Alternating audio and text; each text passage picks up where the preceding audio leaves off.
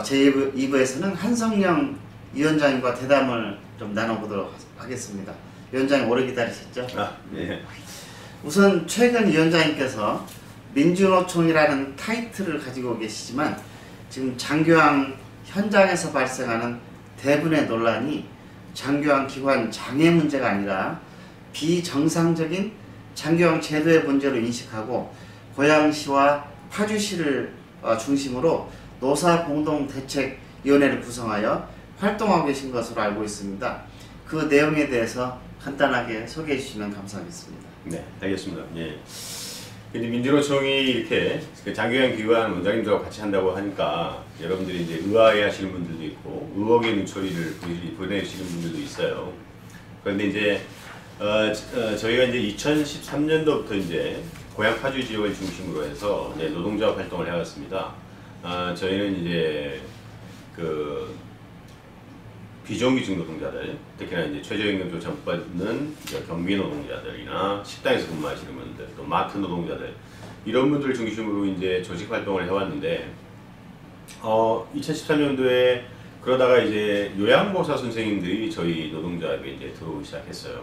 그래서 이제 그 조합원들이 저희 자기들이 이제 요양을 해서 근로계약서 상으로는 휴게 시간이 있는데 실제로 야간에 막 근무를 한다. 그런데 거기에 대한 대가를 제대로 받지 못한다. 이제 그런 이야기가 있어서 저희가 이제 그걸 바탕으로 해서 노동청에다 진정을 넣었습니다. 진정을 내가지고 아마 전국에서 최초로 저희 노동조합에서 그 연장 야간 수당에 관련된 내용들을 노동청에서 인정을 받았어요. 고양시청에서. 그리고 나서 이제 시설에서는 그걸 인정하지 못했기 때문에 이제 노동청에서 검찰로 이송을 했고, 검찰에서도 그것을 기소 처분해서 법원에서는 즉심으로 벌금을 이렇게 내렸고요. 이제 시설원장님 불복해가지고 이제 소송을 제기했죠. 그래서 이제 형사 1심, 민사 1심을 진행했는데 저희가 승소를 했어요. 이제 그래서 그 과정에서 저희는 이제 우리가 이렇게 이겼으니까 이걸 전국적으로 확대해서 이제 그 요양보호 선생님들의 권리를 찾아야 되겠다 이런 생각을 했었는데 2018년 초에 저희 민주일반 연맹 내에 부산 지역에서 활동하시는 교육위원장님 송영수 위원장님이라고 있습니다. 이제 그분이 부산 애강원이라는 데서 근무를 하는데 여기도 장기요양 기관입니다. 근데 여기는 이제 노동자들이 스스로 관리하는 노동자 자주관리 요양원이에요. 한 200배드가 되고 주간보호센터도 있고 그리고 이제 재가센터도 있는데 저를 2018년 초에 만나서 이제 제가 이런 말씀을 드렸어요. 이제 우리 노동조합이 이렇게 최초로 연장 야간 수당을 인정해 받았다. 그러니까 그걸 왜 하려고 하느냐 이렇게 말씀해서 난 노동자 교육위원장님이 그런 말씀을 하시길래 참 의아했어요. 아니 왜 저런 말씀을 하잖아. 그래서 저한테 쭉 설명을 해주는 거예요. 근데 이 교육위원장님은 2008년 장교양 제도가 시작되기 이전에도 그 노인요양시설에서 근무를 하시던 분이죠. 그래서 이 제도에 대해서 자세히 알고 있어요. 이전과 이후를. 그래서 이제 그 위원장님의 설명을 잘 듣고 하다 보니까 이게 장기요양 제도에 근본적인 문제가 있는 것이지 원장님들의 비리나 어떤 잘못된 점이 있지 않다는 것을 제가 발견하게 됐고 깨닫게 됐습니다. 근데 이런 깨달음 이후에 저희가 이제 2018년 한 7월경에 그 고양 파주 지역의 원장님들과 간담회를 시작했어요. 간담회를 시작해가지고 이 장교양 제도의 문제점을 좀 더 근본적으로 바꿔보자. 물론 그 당시에는 상당히 서로가 싸움을 많이 했었기 때문에 불씨감도 굉장히 많았습니다. 원장님들이 저희를 바라보는 관점이나 저희가 이제 원장님들을 바라보는 관점. 그렇지만 이제 그런 걸 극복하고 서로 대화하는 과정에서 서로를 소통하다 보니까 이해하는 폭이 굉장히 넓어졌어요.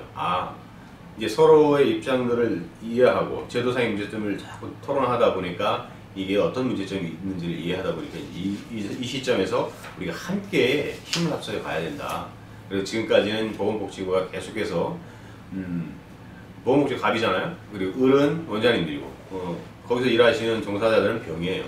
을과 병을 계속 분열시켰습니다. 저희가 이제 보건복지를 찾아가면 뭐라고 하고 있냐면은 원장님, 위원장님 노동자 열심히 하셔야 처 같은 낮을 거 아닙니까? 이런 식으로 얘기하고 또 원장님들한테 또 다른 소리를 해요. 그렇게 계속 분열시켰는데 우리가 이제 이게 보건복지부나 공단의 전략이구나 이걸 깨닫는 순간 이제는 우리가 힘을 합쳐야 된다. 을과 병이 힘을 합쳐가지고 갑인 보건복지부가 싸워야 이 근본적인 제도 개선이 된다. 이런데 이제 의기투합해가지고 이제 그 첫째 사업으로 그래서 이제 2018년 10월 말경에 저희가 노사공동 요양 서비스 질 개선을 위한 노사공동 대책위를 발대식을 갖췄고요. 고양시청 문예회관에서 했습니다. 그리고 이제 첫 사업으로 이제 그 고양 다른 지역에서는 아마 부산 지역에서도 아마 근로자 복지수당을 줍니다. 장기요양기관에서 근무하시는 분들. 그 다음에 강원도 지역에서도 한 20만 원 주고 있고요. 성남에서도 주고 있습니다. 그런데 이제 요양시설이 가장 밀집해 있는 고양시나 파주시에는 주지 않고 있어요. 그래서 우리가 이제 2019년 초 사업으로 이제 그 근로자 복지수당을 받아내는 투쟁을 전개할 거고요.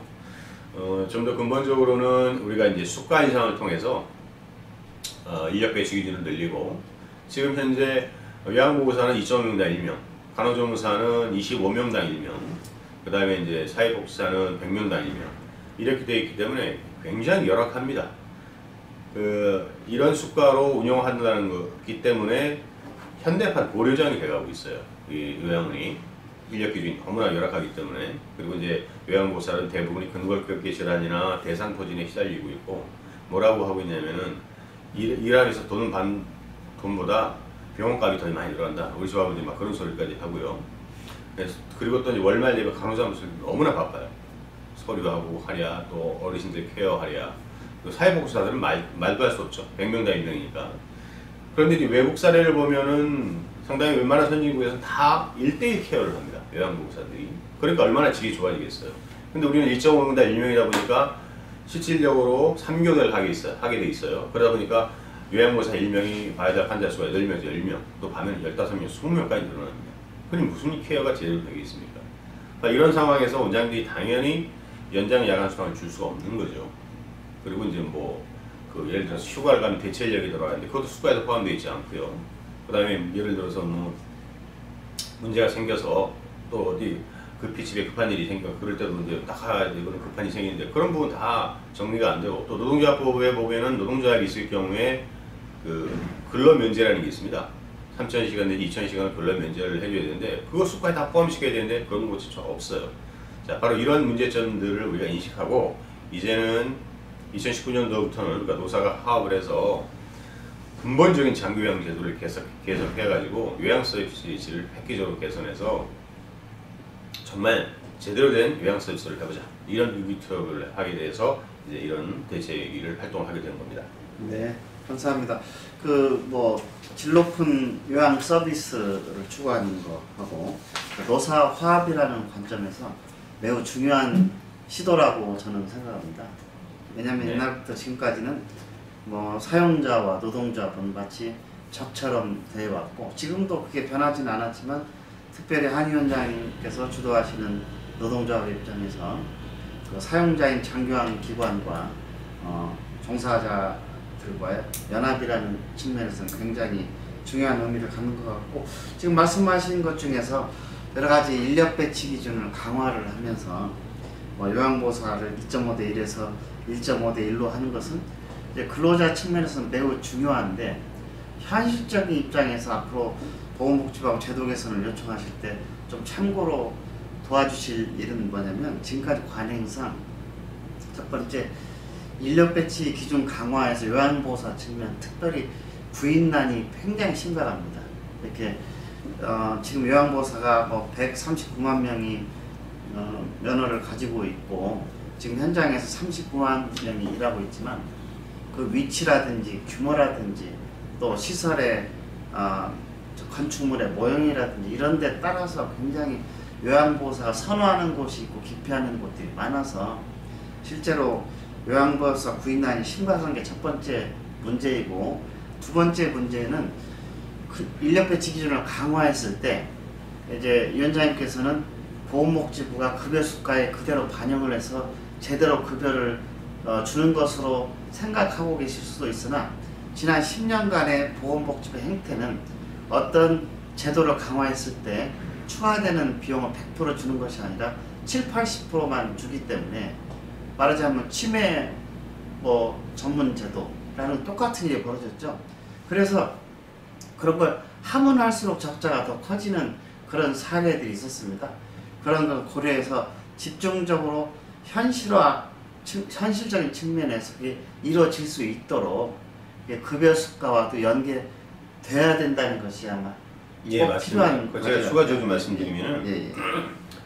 지금 아마 원장님들이 아마 50인 이하 시설 굉장히 열악할 겁니다. 그래도 뭐 100베드나 이런 어느 정도 운영이 되는데 저는 정부가 지금 광급공사는 8%의 이윤을 보장하고 있어요.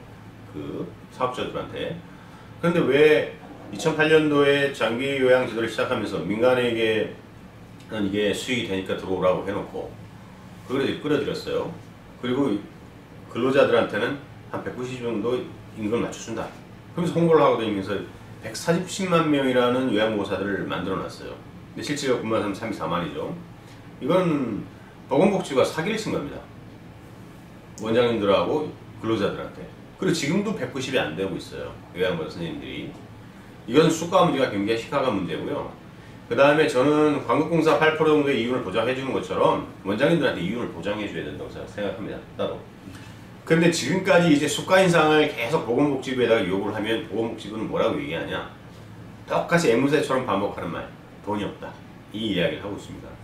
상식적으로 이해가 안 가는 부분이 어떤 부분이냐면 예를 들어서 2019년도에 국회가 예산을 5조 원을 삭감했어요. 삭감해놓고 다시 5조 원을 증액을 하면서 밀실에서 야합을 해서 그 자기 지역구로 다 국회의원들 끌고 갔어요. 그거는 지역구의 생생내경을 끌고 간 거죠. 여러 가지 하기 위해서. 그럼 그 5조 원의 예산은 어디 있습니까? 또 한 가지. 뭐 이런 말까지 하면 좀 될지 모르겠지만 이명박 정부가 4대강 사업에 몇십조 원을 쏟아부었습니다. 그런 돈이라든가 자원외교에서 낭비한 돈들. 그 다음 담배값 박근혜 정부에 2배 올렸죠. 얼마든지 예산이 있습니다. 그리고 이 수가 올리기 위해서 장기요양 제도를 개선하기 위해서 한 2조 원만 투입하면 다 해결되는 문제인데 이걸 정부가 외면하고 있는 거예요. 그러면 왜 외면하고 있는가? 그 근본적인 원인에는 이렇게 을과 병이 분열되어 있기 때문이라고 저는 판단하고 있습니다. 그래서 우리가 힘을 합쳐서 같은 목소리를 내서 정부에 요구하면 우리의 목소리를 절대 정부가 무시하지 못할 거라고 저는 생각하기 때문에 2018년 노사공동대책위는 정말 의미 있는 사업이고 우리가 정말 함께 해야 하는 사업이라고 저는 생각하고 있습니다. 네. 정말 개념적으로 노사화 꼭 우리가 이뤄야 될 중요한 과제이고 중요한 툴이라고 생각합니다. 자, 그럼에도 불구하고 지금 현장에서 많은 전화들을 받고 있습니다. 저희들이 좀 벌써 유명해졌는지 전화들이 많이 걸려오는군요. 좋은 네. 일일까요? 나쁜 일일까요? 좋은 일이었으면 좋겠습니다. 네.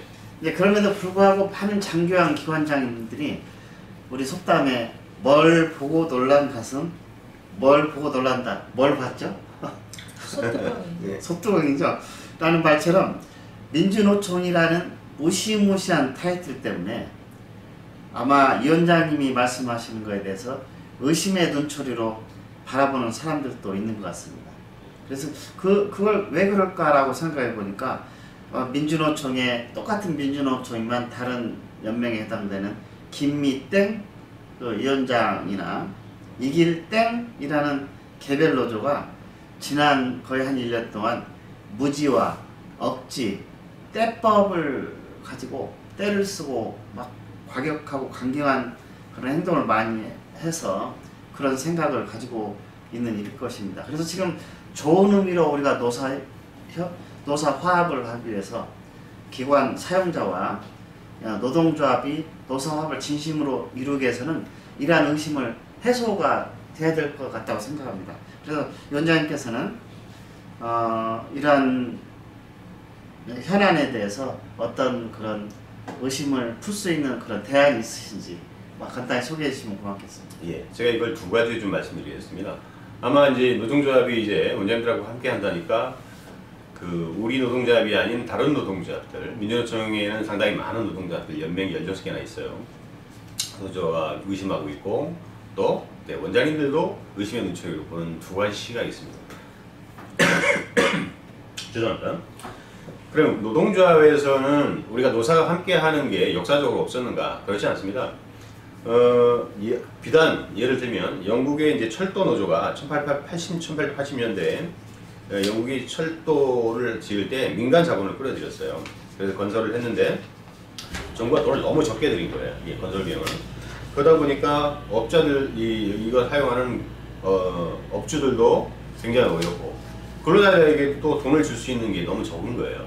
그러다 보니까 노사가 함께 뭉치게 된 거죠. 노사가 함께 뭉쳐서 파업을 같이 하고 이렇게 해서 이제 해결해야 되는 그런 역사적인 배경이 있고요. 또 단적인 또 우리나라 예를 들면 대학의 그 청소 용역업체 있잖아요. 용역업체들 너무나 비용을 적게 해주기 때문에 거기서 근무하시는 청소원들이나 이런 분들 월급을 많이 주지 못해요. 그래서 또 그분들도 그 용역업체 사장님들이나 노동조합과 함께해서 또 대학 당국한테 그 돈 올려달라 이런 요구를 함께 또 계속 싸우고 있는 그런 사례들도 있고요. 또 그 다음에 이제 우리가 노사협조주의라고 하는 것은 조금 더 전문적인 용어로 하면 이것을 코퍼라티즘이라고 합니다. 노사가 함께 이 코퍼라티즘적인 요소는 이제 영국이나 독일이나 세계적인 흐름이기도 하고요. 이제 노사가 계속 갈등과 분열이 아니라 협력 속에서 이제 해야 이 그 세계화 추세에서 굉장히 경쟁이 심해지지 않습니까? 그러면은 경영 환경도 어떻게 변할지 몰라요. 그런데 대처해야 되기 때문에 이런 현들이 외국에서 다 일어나고 있는 거고요. 그것을 특히나 장교형 제도에서는 어차피 그 수가를 통해서 그 임금을 주고 또 원장님들도 이제 그 임금을 받아가는 거기 때문에 함께 하는 게 맞습니다. 그런 측면에서 노동조합에다가는 이렇게 우리가 설명을 드릴 수 있고, 그 다음에 이제 원장님들한테는 저희 노조가 이제 예를 들어서 우리 사회에서 이제 1만 원 이상 시급을 받는 노동자가 얼마나 된다고 생각하십니까? 이걸 2017년 말 기준으로 하면 약 15%도 안 됩니다. 1만 원 이상 받는 노동자가. 그러면 역으로 얘기하면 생활임금을 받는 노동자들이 받지 못하는 노동자들이 85%나 된다는 얘기예요. 예. 그래서 왔고 전에부터 우리가 계속 수가 인상을 주장을 해왔기 때문에 이거는 뭐 원장님들하고 함께 하니까 우리가 변화된 모습이 아닙니다. 원래 전에부터 계속 주장해왔던 부분을 원장님들하고 만나서 이제 공감대를 형성한 것뿐이지, 그래서 이제 우리가 함께 할 수 있는 거고요. 그리고 이제 이런 몇 달간의 원장님들 간의 간담회와 깊이 있는 소통과 대화를 통해서 충분히 HDMI 이해했기 때문에 이제 이 서로 간의 불신의 벽을 넘고 함께 할 수 있다고 저는 확신하고요. 함께 하게 되면 혼자 하는 것보다 훨씬 더 시너지 효과가 높고 4배나 5배의 시너지가 있기 때문에 우리는 이 투쟁을 반드시 성공을 해줄 수 있다는 확신을 저는 가지고 있습니다. 네. 네. 방송 중에 아마 이 TV가 인공지능 TV라서 우리의 메시지 중에 자기 맘에 딱 드는 그런 말이 있었는가 봐요. 한번 제가 테스트 해볼게요. 진이야 사랑해. 네? 진이야 사랑해. 저를 부르시는군요. 네. 진이야 네? 사랑해. 이루어질 수 없는 사랑이에요. 그렇답니다. 인공지능을 하고 있습니다. 자, 그래서 좋은 말씀 감사드리고 하여간 이 노사 화합 중요성, 그런데 이제 지금 저희가 지금 잠깐 방송이 TV가 이상한 말들을 하기 때문에 잠깐 끊겼었는데 저는 개인적으로 참 무서워요. 이렇게. 네. 근데 어렸을 때 경찰서 옆에 지나가는 게 죄도 안 지르는데 무서웠듯이 요즘 장교환 기관 운영하면서 민주노총 얘기만 나와도 그냥 부들부들 떠는 사람이 굉장히 많아져서 스트레스로 신경과 가서 약 먹는 사람도 많아졌다고 합니다. 그런 저도 금년 지난해 김미땡 노조하고 이길땡 노조로부터 고발을 당했었어요. 물론 고발당해서 뭐 잘 소명해서 무혐의로 끝나긴 했지만 굉장히 불쾌한 그런 건데, 지금 제가 말씀드린 요점은 민주노총이 중요한 것이 아니라 노사의 관점으로서 사용자나 종사자 모두 편안하게 받아들일 수 있는 그런 문화를 형성하는 게 매우 중요하다고 생각을 해서 좀 부탁을 드렸습니다. 그래서 그렇게 무서운 노동조합이 이제 우리가 노사 화합의 문화를 형성하기 위해서 현조사 제도 개선에 참여해서 장교환 기관 운영자 여러분들을 편안하게 해주시기 위한 노력을 이제 시작하시려고 하는데, 어떤 측면에서 우리가 같이 사용자 측과 노조가 현조사 제도의 문제점을 해결해 갈지 좀 말씀해 주시겠습니까? 네. 저희 이제 노동조합이 뭐 장기요양 분야의 현지 조사가 문제가 있다고 이렇게 여러 가지 제보를 받고 또 장경수 원장님한테 또 이야기를 듣고 이제 이거를 좀 면밀하게 한번 들여다봤어요. 예, 들여다봤더니 정말 이게 조폭이 다람이 없다. 그 공단이 그런 생각을 들었었고요. 뭐 이 정도면은 이게 조선 말에 탄광오리들의 그런 가렴주가 다름이 없지 않는가 이런 생각을 하고요. 그다음에 이제 국민건강공단이 장기요양기관의 이제 불법하고 편법 운영을 예방하고 또 부당 이득을 환수하는 제도를 통해서 기관이 투명하게 운영되도록 하는 것은 가입자는 물론 이용자들의 어떤 편의를 증진하는 입장에서 노인 장기요양보호법 제43조 거기에 명시된 건보공단의 어떤 권한이자 또 의무이기도 하죠. 그런데 이제 현지조사라는 이름으로 실시되는 이 건보공단의 이런 부당이득 환수 과정을 좀 살펴보면은 그 장기요양기관의 불법과 편법을 예방하고 또 전국적으로는 장기요양기관이 투명하게 운영되도록 하는 그런 본래의 취지에 맞는가 많지 않게 지금 진행되고 있는 거죠. 마치 저 불법 폭력을 동원하는 아주 폭력적인 과정이라는 것을 저희가 확인할 수가 있었습니다. 건보공단이 계획한 어떤 프레임에 맞춰가지고 환수를 진행하고 또 공익제보라는 그런 틀을 이용해서 이거를 악용하고 있는 모습들을 많이 발견했어요. 앞서도 말씀드렸지만 그렇다면 건보공단이 마치 조직폭력배인가 아니면 조선말에 경쟁적으로 백성들을 수탈하는 가렴주구나 일선 탄광오리들하고 뭐가 다른지 그런 것 생각마저 들었는데요. 건보공단이 이제 각 지사별로 할당액을 정해놓고 내부 고발을 받고 전주조사를 하고 현지조사를 통해서 목표치를 채우고 그 과정에서 직원들의 성과주의를 부추겨서 출세에 눈이 멀게 하는 결국 이런 천리공노할 만행들을 저지르고 있습니다. 자, 우리는 근본적으로 보면 문재인 정부하고 보건복지부가 노인 장기요양기관의 어떤 공공성을 강화해서 요양 서비스의 질을 높이려고 하는 데에는 본질적으로 동의합니다. 그런데 장기요양기관의 서비스 질을 바닥까지 추락시킨 데에는 이 장기요양 제도 자체에 문제가 있는 거예요. 아까도 말씀드렸지만 2018년도에 이전에도 요양시설이 있었는데 상당히 임금이라든가 복지가 괜찮았어요. 근데 2018년 노인 장기요양제가 시작되면서 임금을 30에서 40%까지 삭감하고 젊은 사람들은 다 빠져나가고 노인 고령화 일자리로 잠시만요. 만들어 그랬어요. 2008년인데 자꾸 2018년이라고. 2008년이라고 했죠. 8년 설계당. 괜찮아요. 설계당. 설계 당시에.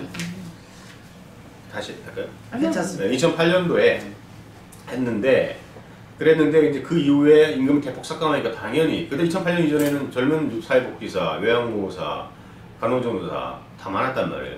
그러다 보니까 젊은 사람들은 다 빠져나가고 고령화 일자리가 됐어요. 고령화 일자리가 되면 어떤 일이 발생하냐면 물론 나이 드신 분들의 노하우와 그런 분들을 우리가 존중을 해야 되죠. 그런데 이제 연령이 많이 타 보니까 아무래도 이렇게 체력이라든가 그런 게 많이 떨어지잖아요. 그러면 상당히 효율적인 업무에서는 상당히 문제가 생길 수가 있습니다. 그리고 이제 나이가 들면 여러 가지 또 정서적인 부분이나 또 두뇌 회전도 대처, 그러니까 긴급한 상황에 대처하는 것만 떨어질 수밖에 없는 거고요. 그래서 장기요양기관에는 여러 연령대가 같이 섞여서 근무해야 된다고 생각해요. 나이 드신 분들도 필요하고 젊은 사람들 필요하고 중년의 사람들 필요하고 그런데 너무나 낮은 수가 때문에 임금이 낮기 때문에 젊은 사람들은 거의 들어오지 않습니다.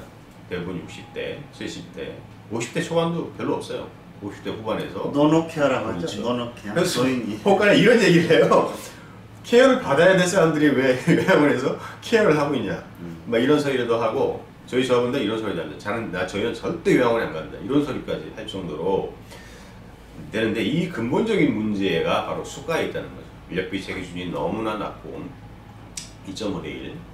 그 다음에 낮은 수가 때문에 임금이 낮고 원장님들은 또 빚을 내서 그래도 이 복지 사업을 해보겠다고 했는데 빚 갚고 이자 갚다 보니까 운영이 안 되잖아요. 그러다 보니 여러 가지 문제가 생기는 거예요. 그래서 이윤을 보장해주지 않는 이런 문제. 그래서 이 제도 안에서 혜택을 보는 사람은 보호자하고 정부입니다. 정부는 서비스 대상 3번이나 줬잖아요. 이 장기요양 제도에 대해서. 그럼 여기서 피해를 보는 사람은 누굽니까? 근로자들하고 원장님들하고 어르신들이에요.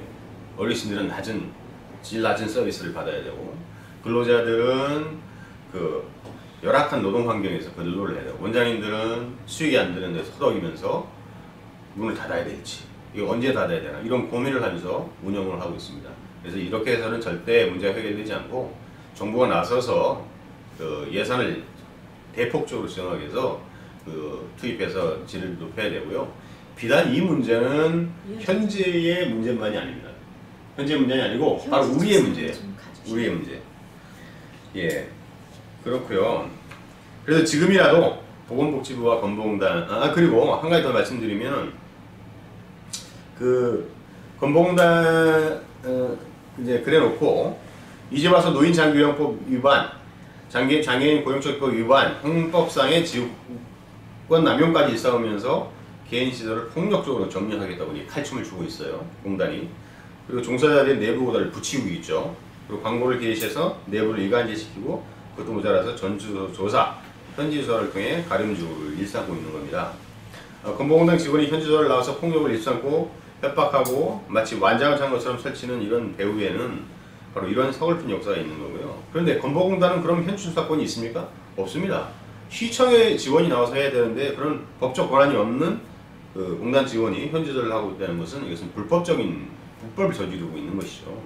그래서 지금이라도 보건복지부와 건보공단은 현실을 직시하고 불법적이고 폭력적인 현지조사를 중지하고 장교양 제도를 근본에서부터 다시 따져보는 그런 진실된 모습을 보여줄 것을 이 자리에서 강력히 촉구합니다. 저는. 네. 예. 그래서 그동안 지금 말씀해 주신 대로 이 장교양기관 현장에서도 현지조사 제도의 문제점을 지속적으로 제기하고 제도 개선을 요구해왔습니다. 그럼에도 불구하고 보건복지부는 시체말로 마이동풍, 소기의 격립기로 그냥 끝나버렸죠. 이제 제가 아까 표현한 대로 무시무시한 대통령도 떠는 민주노총 노동조합이 현지조사 제도의 개선을 위해 팔굽고 나섰습니다. 큰 변화가 일어날 것으로 믿습니다. 그런데 이런 현지조사를 항상 말하면서 우리가 꼭 전체 장교양 기관들이 간과해서 안 되는 것은 법을 지키는 준수문화, 이것을 꼭 만들어야 될 것 같습니다. 가급적이면 법과 규칙을 기본적으로 잘된 제대로 된 법과 규칙은 준수해야 한다는 그런 믿음을 가지고 있어야 되는데 아직도 현장에는 이런 법 준수에 대한 의식이 부족하거나 그냥 관심 없어 하시는 분들이 많아서 많은 잘하고 계신 분들이 피해를 당하고 있는 것이 현실입니다. 이런 문제들을 꼭 시청자 여러분께서도 주변에 알리시는 그런 노력을 해주셨으면 고맙겠습니다. 오늘 순서 마지막으로 이런 비정상적이고 아까 조폭적으로 표현하셨다고 그랬는데 우리 민간 기관에서는 그런 표현을 하게 되면 또 언제 현조사 받을지 몰라서 못하고 했습니다만 민주노총답게 그렇게 과감하게 말씀해 주셔서 감사드리고 그런 현조사 제도 개선을 위해 장교양 입장에서는 어떤 일을 해야 될지 예를 들면 장경수 원장님께서 말씀해 주시고 그리고 민주노총 입장에서는 어떤 방법을 대처해야 될지 우리 한성희 위원장님께서 말씀해 주시면서 대담을 마치도록 하겠습니다. 장경수 원장님. 네, 현지조사 일주일 전에 예고를 하는 것과 정상 참작 차별화 처분 방법을 강구해야 되고요. 지나친 감상 규정을 완화해야 되고요. 검찰 고발 중지를 하고 소속 단체나 노동조합, 운영위원회 위원장 등이 참관을 했으면 합니다. 네.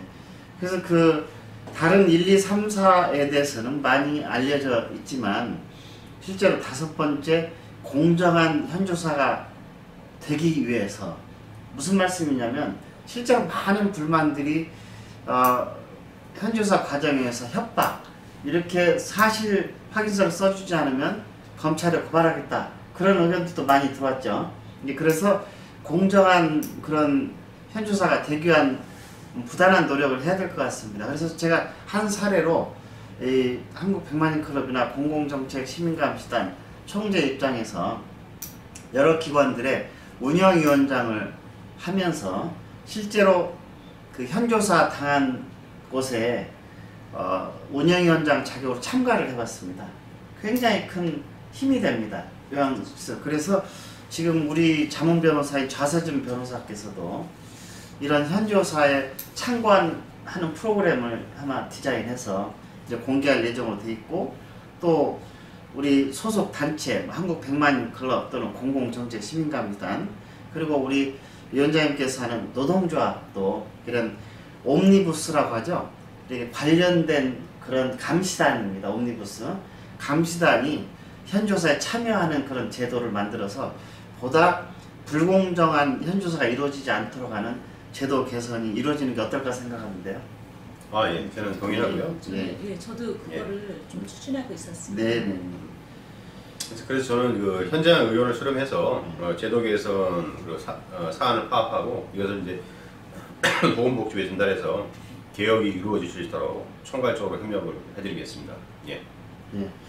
오늘 장교양 라이브 방송 달리는 장교양 주제는 현지 조사 제도의 문제점과 제도 개선의 방향. 오늘은 장경숙 원장님과 한성영 위원장님 모시고 진행했습니다. 바쁘신데도 불구하고 대담에 참여해 주신 데 대해서 진심으로 감사를 드립니다. 경청해 주신 시청자 여러분께도 다시 한번 감사드립니다. 네, 감사합니다. 새해 복 많이 받으세요.